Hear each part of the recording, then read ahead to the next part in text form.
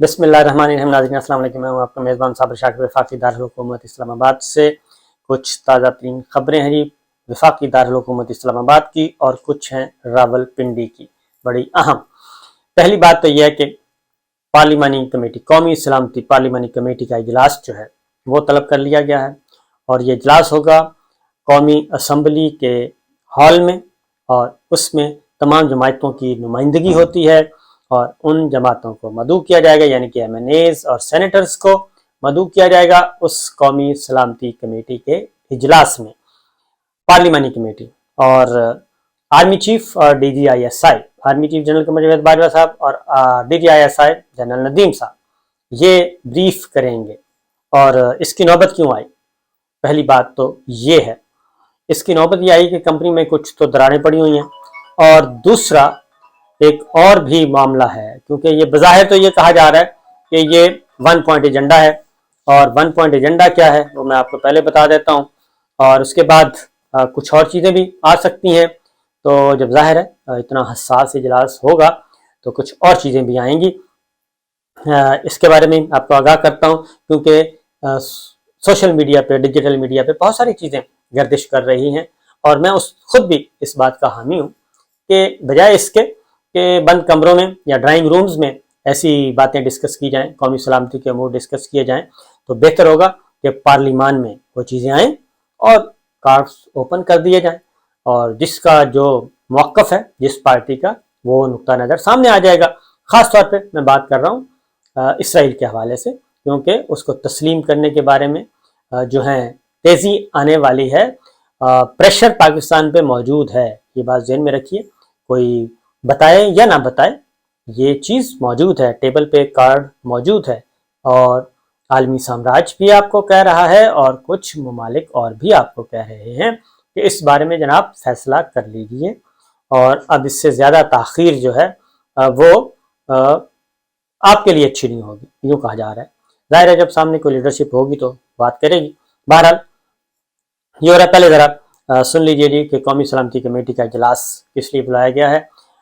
बज़ाहिर तो ये कहा जा रहा है कि तालिबान के साथ, अफगान तालिबान, तहरीक तालिबान के साथ मुआहिदा एक हुआ है, जंग बंदी हुई है, और इसकी खबर हमें काबुल से मिली, पाकिस्तान से तो नहीं मिली, काबुल से मिली, और अफगान तालिबान हुकूमत के तर्जुमान ज़बीउल्लाह मुजाहिद ने ये दी। उन्होंने कहा जी कि तवील जंग बंदी के लिए बातचीत हो गई है, और अब अगर जंग बंदी होगी पाकिस्तान की फोर्सेस और तहरीक तालिबान के दरमियान, तो ये तवील होगी। ये सारा कुछ फैसिलिटेट तो उन्होंने किया, और उसकी रीज़न है कि ये पहले भी शुरू हुई थी, जंग बंदी हुई थी, उसके बाद फिर ये जंग बंदी ख़त्म हो गई थी, और दोबारा मारधाड़ शुरू हो गई थी, और अच्छा खासा हमारे जवान, हमारे अफसर उन्होंने अपनी जानें कुर्बान की इस वतन पे, और काफ़ी होता रहा। ये पिछली दहशतगर्दी के खिलाफ जंग आपको मालूम है कि कितनी खौफनाक थी, कितनी ख़तरनाक थी, लेकिन अब कहा जा रहा है कि उनके साथ बातचीत की जाए। उनके बाद फिर दोबारा शुरू हुई थी, दोबारा जो शुरू हुई उसमें उनके मुतालबात बड़े ख़तरनाक हैं। अब इस बारे में सब के सब अपने लब कुशाई कोई नहीं कर रहा, ना ही हमारी सिविल साइड कर रही है, ना ही हमारी मिलिट्री साइड कर रही है, जबकि इसका जो ड्राइविंग सीट पे है वो हमारी मिलिट्री साइड बैठी है। तो DGISPR को चाहिए कि वो प्रेस कॉन्फ्रेंस करते, जिस तरीके से डॉलर के बारे में बात की उन्होंने, स्टॉक एक्सचेंज के बारे में बात की, मरासले के बारे में बात की, तो उनको इस बारे में भी इन डिटेल बताना चाहिए कि आखिर हुआ क्या है।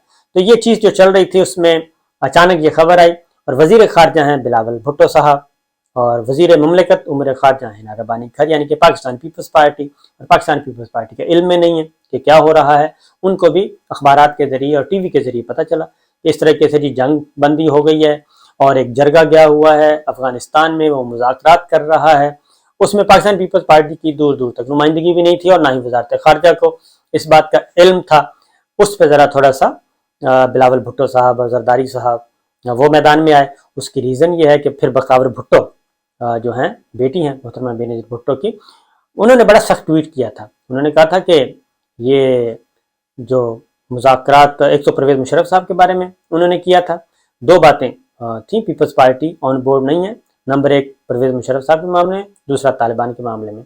अब तालिबान के बारे में पीपल्स पार्टी का बड़ा क्लियर स्टांस है کہ جی محترمہ بے نظیر بھٹو کو مارنے والے جو ہیں وہ ہیں، اور یہ کوئی اور نہیں کہہ رہا، یہ گورنمنٹ ہے، اس وقت کی گورنمنٹ، اور جوائنٹ انویسٹیگیشن بھی ہوئی، یہ سب کچھ ہوا، تو اس میں بھی یہ چیز، تو لہٰذا وہ کہتے ہیں کہ آپ محترمہ ایک طرف محترمہ بے نظیر بھٹو کے آپ قاتلوں کو کے ساتھ جنگ بندی کر رہے ہیں، صلح کر رہے ہیں، اور پیپلز پارٹی کو پتہ تک نہیں ہے، وزارت خارجہ کو نہیں پتہ، وزیر خارجہ کو نہیں پتہ.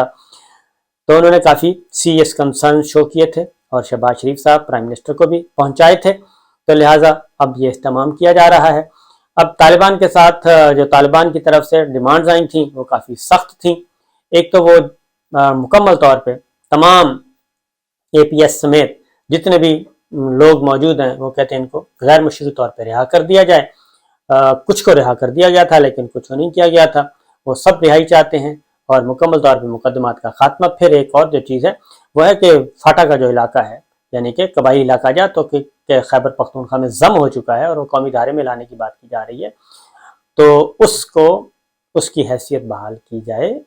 یہ جو مطالبہ ہے یہ تحریک طالبان کا نہیں ہے، یہ مطالبہ ہے امریکہ کا. اور اس وقت بھی اس لیجسلیشن کو روکنے کے لیے بلکہ اس کو روک دیا گیا تھا، اور اچکزئی صاحب کو اس وقت استعمال کیا گیا تھا، اور اچکزئی صاحب نے نواز شریف صاحب کو منع کیا تھا کہ یہ نہ ہونے پائے، یہ صحیح نہیں ہے، وہ آزاد علاقہ ہونا چاہیے. اس کی وجہ ہے کہ ایک تو جو یہ بہت بڑا کارنامہ سر انجام دیا، اور اشرف غنی حکومت تھی اس وقت، انہوں نے بھی اس کو انڈورس کیا، وہ تھا کہ ڈیونر لائن کا ایشو مستقل طور پہ ختم ہو گیا، اور باڑ لگ گئی انٹرنیشنل بارڈر پہ، پاک افغان بارڈر پہ. اس کا سٹیٹس کنفرم ہو گیا، افغان گورنمنٹ نے بھی تسلیم کیا. اور جو یہ بفر زون جو اصل میں جو مستقل پلان ہے وہ یہ ہے کہ کچھ یہ قبائلی علاقہ جات کو اور کچھ افغانستان کے علاقوں کو جوڑ کے ایک علیحدہ ملک بنایا جائے. اور یہ یہاں کا جو نیو ورلڈ آرڈر کسی زمانے میں آیا تھا یہ اس کا حصہ ہے. یہاں پہ ایک ایسی چھوٹی سی ریاست ہونی چاہیے پختون، اور اس میں محسن داور علی وزیر صاحب یہ سارے اسی کا ہے شاخسانہ، اور پھر وہ ایک اور تنظیم ہوتی تھی وہ بھی اسی میں تھی شامل. تو یہ ساری چیزیں موجود تھیں. تو اب کس حد تک مانی گئی ہیں کس حد تک نہیں باتیں مانی گئی، اس لیے یہ پارلیمانی قومی سلامتی کمیٹی کا بند کمرے کا اجلاس ہوگا، اور ساتھ ہی ساتھ لگے ہاتھ میرا خیال ہے کہ کچھ باتیں اور بھی ہو جائیں گی. ظاہر ہے جب آرمی چیف اور ڈی جی آئی آئیں گے سوالوں کے جواب پوچھے جائیں گے. جیسے کہ سلیم منڈوی والا صاحب نے اسرائیل کے بارے میں بات کی، انڈیا کے بارے میں بات کی، تو وہ چیزیں بھی آئیں گی کہ انڈیا کے ساتھ کشمیر کا معاملہ ہمارا کہاں تک ہے، کچھ کرنا ہے نہیں کرنا، یا کچھ انڈرسٹینڈنگ ہوئی ہے بیک ڈور چینل پہ. پھر اسرائیل کے بارے میں کیا کرنا ہے، یہ ساری چیزیں جو ہیں اس کی وجہ ہے کہ پریزیڈنٹ بائیڈن نے، آپ ذہن میں رکھیے گا کہ پریزیڈنٹ بائیڈن نے سعودی عرب کا وزٹ کرنا ہے 17 یا 18 جولائی کو. تو وہ بہت ہی امپورٹنٹ وزٹ ہے، اور اس میں جو اہم ترین معاملہ ہے وہ اسرائیل کی کو تسلیم کرنے کا معاملہ ہے.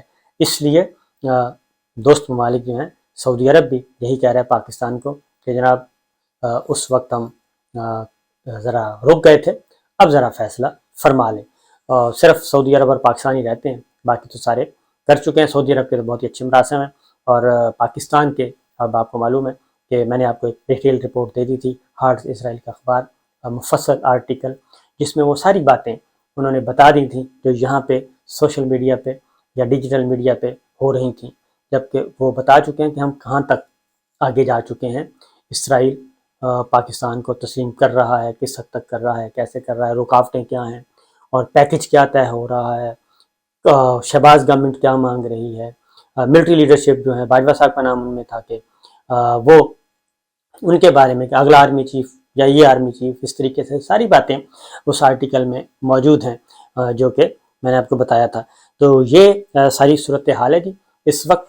اور دوسرا ایک اور بات بتا دوں جاتے جاتے کہ ہم ابھی تک بھی خرید نہیں رہے جو ہے تیل روس سے، اور یہ اس بات کی دلیل ہے کہ ہم زیر اثر ہیں اور امریکہ کا دباؤ ہم پہ ہے، ڈونلڈ کا.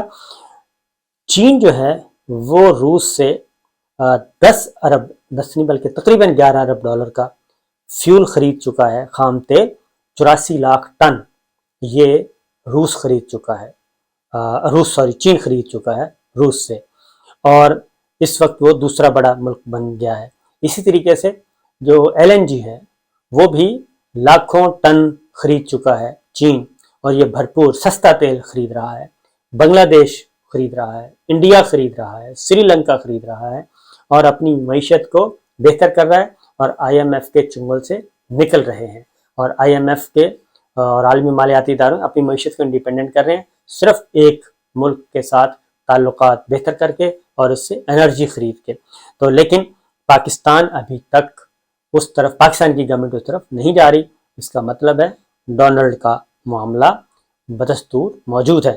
پھر ایک اور بات بھی آپ کو بتا دوں جی کہ سلامتی، قومی سلامتی پارلیمانی کمیٹی کا جو اجلاس ہے بند کمرے کا، اس میں ایک اور بات بھی زیر بحث آئے گی اور سوالات پوچھے جائیں گے، اور وہ ہے کہ مراسلے کا آخر کیا ہوگا، کیونکہ اس وقت یہ اجلاس بلایا گیا تھا اور کابینہ کا خصوصی اجلاس بھی بلایا گیا تھا، عمران خان صاحب نے بلایا تھا، لیکن جو اتحادی ہیں وہ دوڑ گئے تھے، اپوزیشن تو دوڑ گئی تھی، اتحادی بھی دوڑ گئے تھے، BAP ڈاکٹر خالد مکسی صاحب بھی اور MQM بھی سب نظر ہی نہیں آئے تھے، اور انہوں نے کابینہ کے اجلاس میں آنے سے معذرت کر لی تھی۔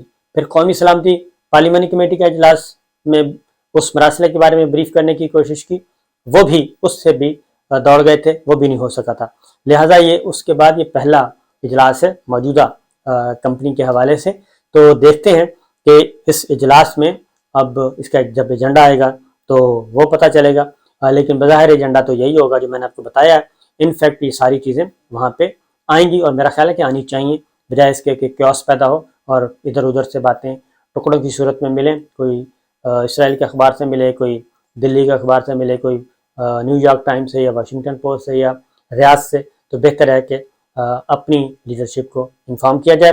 اور اگلی بات یہ ہے کہ پاکستان تحریک انصاف کیا کرے گی، کیونکہ اس میں قومی اسمبلی میں تو پاکستان تحریک انصاف جو ہے وہ ریزائن دے چکی ہے، البتہ جو لوٹا گروپ ہے وہ موجود ہے، اور فارورڈ بلاک کہہ لیں، جو بھی کہہ لیں، منحرف ارکان کہہ لیں، وہ موجود ہیں، اور ساتھ ہی ساتھ سینٹ میں سینیٹر پاکستان تحریک انصاف موجود ہے، اس میں ان کو بھی انوائٹ کیا جائے گا۔ لیکن ہمارے پاس جو اطلاعات ہیں کہ شاید پاکستان تحریک انصاف جو ہے وہ اس سیشن کا بائیکاٹ کرے۔ ابھی PTI نے ڈسکس کرنا ہے، اور دونوں آراء موجود ہیں پاکستان تحریک انصاف میں کہ جایا جائے یا نہ جایا جائے، اور اگر جاتے ہیں تو اس سے کیا ہوگا، نہیں جاتے تو اس سے کیا ہوگا، اور اگر وہ جاتے ہیں تو یہ پہلا باضابطہ ٹاکرا ہوگا ملٹری لیڈرشپ کے ساتھ حکومت کا تختہ الٹنے کے بعد۔ جب باجوہ صاحب بھی ادھر ہی ہوں گے، DJI بھی ہوں گے، باقی ملٹری لیڈرشپ بھی ادھر ہی ہوگی، اور پاکستان تحریک انصاف کے لوگ بھی ادھر ہوں گے، کیونکہ سینٹ میں ان کی اچھی خاصی تگڑی نمائندگی موجود ہے۔ اور دوسری جانب یہ بھی ذہن میں رکھیے گا کہ پاکستان تحریک انصاف کے MNAs کے استعفے بھی منظور نہیں ہوئے، اور اگر استعفے منظور نہیں ہوئے تو پھر قومی سلامتی کمیٹی کے ممبرز جو ہیں وہ تو موجود ہیں پارلیمانی کمیٹی کے، اس میں PTI کی سب سے زیادہ نمائندگی ہے۔ تو یہ بھی دیکھنا ہے کہ اسپیکر صاحب جو ہیں وہ سب کو انوائٹ کرتے ہیں یا نہیں کرتے، یہ چیزیں جی۔ باقی انشاءاللہ ایک اور خبر وہ انشاءاللہ اگلی ویڈیو میں دیں گے، کافی ڈیٹیلز۔ اجازت دیجیے، اللہ حافظ۔